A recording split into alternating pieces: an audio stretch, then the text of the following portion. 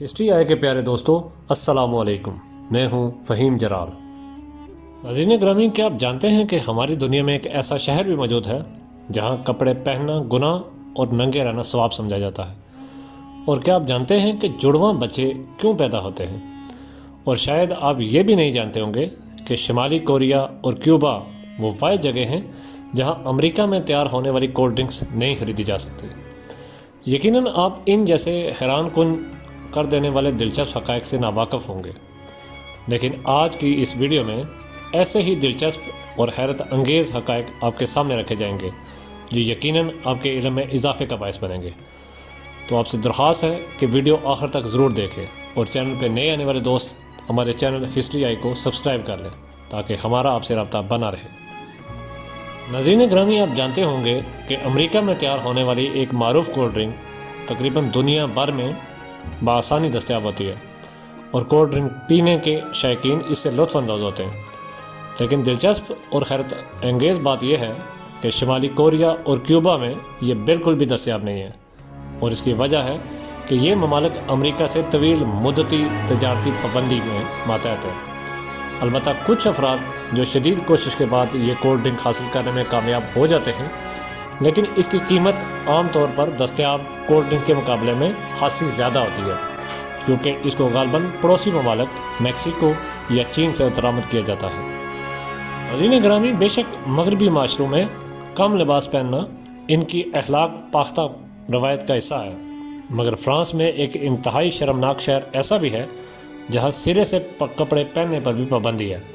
اس شہر کا نام کیپ ڈی ایچ ہے، جو فرانس کے ساحلی شہر مونٹ پیلیئر کے قریب واقع ہے۔ دنیا میں اور بھی ایسی جگہ ہیں، مگر اسے دنیا کا سب سے بڑا ننگوں کا شہر قرار دیا جاتا ہے، کیونکہ اس شہر میں داخل ہونے سے قبل سب کپڑے اتارنے پڑتے ہیں۔ کیپ ڈی ایچ نامی شہر ساحل سمندر پہ واقع ہے، اور ہر سال گرمیوں میں 50,000 سے زائد سیاح یہاں آتے ہیں، جو حقیقت میں یہاں صرف برہنہ ہونے کے لیے آتے ہیں۔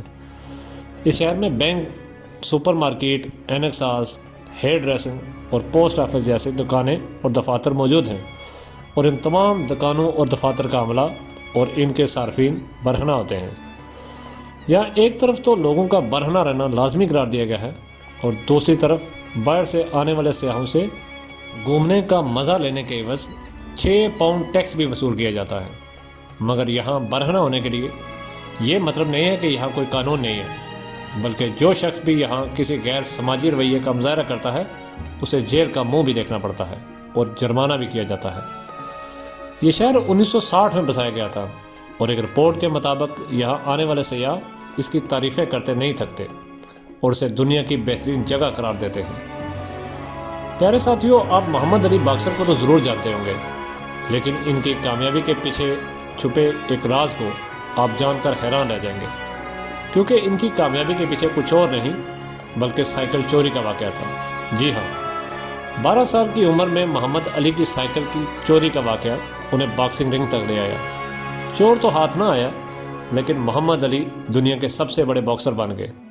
کہانی کچھ یوں ہے کہ ایک دن محمد علی 12 سال کی عمر میں امریکی شہر لوئس ویل کی کنونشن میں گئے، جہاں ان کی سائیکل چوری ہو گئی، جس پر وہ شدید برہم ہوئے اور قریب موجود باکسنگ جم کے انسٹرکٹر اور پولیس اہلکار وارڈن سے شکایت کی۔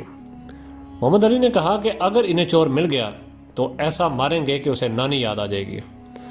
محمد علی کے جارحانہ انداز سے متاثر ہو کر جو والٹر نے انہیں لڑنے سے پہلے باکسنگ سیکھنے کا مشورہ دیا، اور وہی ان کے پہلے استاد بنے، اور سائیکل چوری کے ٹھیک 1.5 ماہ بعد محمد علی نے اپنی پہلی فائٹ جیتی۔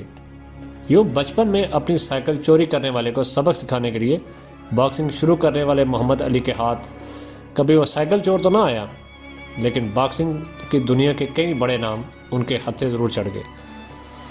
ناظرین گرامی، یقیناً ہم سمیت دنیا کے بہت سے لوگوں کے ذہن میں یہ سوال اٹھتا ہوگا کہ کسی بھی ماں باپ کے گھر جڑواں بچوں کی پیدائش کیوں ہوتی ہے؟ تو اس حوالے سے آپ کو بتاتے چلیں کہ حال ہی میں کی گئی تحقیق میں بتایا گیا ہے کہ جن خواتین کا BMI یعنی باڈی ماس انڈیکس 30 یا اس سے زائد ہو تو ان کے گھر جڑواں بچے پیدا ہونے کے امکانات بڑھ جاتے ہیں، اور اگر ماں باپ میں سے کسی فیملی ہسٹری میں جڑواں بچوں کی پیدائش ہوئی ہو تو اگلی نسل میں بھی جڑواں بچوں کی پیدائش کے امکانات میں 60% تک اضافہ ہو جاتا ہے۔ لیکن ممکن ہے کہ اگر ماں کے خاندان میں جڑواں بچوں کی ہسٹری ہو تو ان کے امکانات میں اضافہ ہو جاتا ہے، جبکہ باپ کے خاندان کی ہسٹری میں جڑواں بچوں کی پیدائش کے امکانات کم ہوتے ہیں۔ اس حوالے سے سائنس یہ بھی کہتی ہے کہ عام طور پر لمبے قد اور صحت مند جسامت والی عورت کے جڑواں بچوں کے پیدا کرنے کے امکانات چھوٹے قد اور کمزور جسامت کے عورت کے مقابلے میں کم ہوتے ہیں، یعنی وہ عورتیں جن کا وزن اور قد کم ہو ان میں جڑواں بچوں کے امکانات زیادہ ہوتے ہیں۔ یہ وجہ تھوڑی عجیب ہے، لیکن اس وجہ کے بارے میں سائنسی ماہرین حتمی طور پر کچھ بھی کہنے سے قاصر ہیں۔ ناظرین گرامی، اگر جڑواں بچوں کی بات چل ہی نکلی ہے تو آپ کو یہ بھی بتاتے چلیں کہ ہماری دنیا میں ایک ایسا گاؤں بھی موجود ہے جہاں پیدا ہونے والے تمام کے تمام بچے جڑواں ہیں۔ جڑواں بچوں کا یہ گاؤں بھارت کی ریاست کیرالہ میں ہے، جو ضلع ملاپورم میں واقع ہے، اور اس کا نام کوڈنی ہے، اور ایک اندازے کے مطابق گزشتہ 50 سالوں میں یہاں 350 سے زیادہ جڑواں بچے پیدا ہوئے ہیں۔ اگر آپ اس گاؤں تک پہنچ جائیں تو آپ کو خود اس کا براہ راست تجربہ ہوگا، کیونکہ آپ گاؤں میں ہر جگہ ایک جیسے 2 چہرے والے لوگوں کو اپنی آنکھوں سے دیکھیں گے۔ اس گاؤں میں کیا خاص بات ہے کہ یہاں زیادہ جڑواں بچے کیوں پیدا ہوتے ہیں؟ اس سلسلے میں بہت سے تحقیقی کام ہو چکے ہیں، جس کے بعد کچھ لوگوں نے جڑواں بچوں پیدائش کی وجہ کو یہاں کے کھانے اور طرز زندگی کو قرار دیا ہے، لیکن پھر بھی اس گاؤں میں جڑواں بچوں کے ہونے کا معمہ آج تک نہیں حل ہو سکا۔ ناظرین گرامی، سب سے آخر میں آپ کو بتاتے چلیں کہ امریکہ کی ہارورڈ یونیورسٹی کی ایک لائبریری میں ڈیسٹنیز ڈیلامے یا روح کی تقدیر نامی ایک کتاب ہے، جس کے بارے میں سائنسدانوں کا ماننا ہے کہ اس کی جلد بندی میں انسانی کھال استعمال کی گئی ہے۔ یہ کتاب 1880 کے وسط میں لکھی گئی تھی اور یہ فوٹن لائبریری میں 1930 سے موجود ہے، جبکہ یہ کتاب مصنف آرسن ہاؤسے نے 1880 کے وسط میں اپنے دوست ڈاکٹر لونوک باؤلینڈ کو دی تھی۔ ڈاکٹر باؤلینڈ نے اس کتاب کی جلد بندی کے لیے انسانی کھال استعمال کی، اور یہ کھال ایک ایسی ذہنی مریضہ کی تھی جو فطری طبی اسباب سے انتقال کر گئی تھی اور جس کی لاش کو لاوارث قرار دے دیا گیا تھا۔ ہیوٹن لائبریری کے ڈائریکٹر لین ہیوٹن لائبریری کے بلاگ میں لکھتے ہیں کہ اس کتاب کے ماخذ اور دستیاب تجزیاتی مفاد سے یہی ثابت ہوتا ہے کہ جلد میں استعمال کیا جانے والا چمڑا انسانی کھال سے بنا تھا اور جلد انسانی کھال ہی تھی۔ آپ کی رائے آج کی ویڈیو کے حوالے سے کیا ہے؟ کمنٹ سیکشن میں ضرور بتائیے گا۔ چینل پہ نئے آنے والے دوستوں سے درخواست ہے کہ چینل کو سبسکرائب کر لیں۔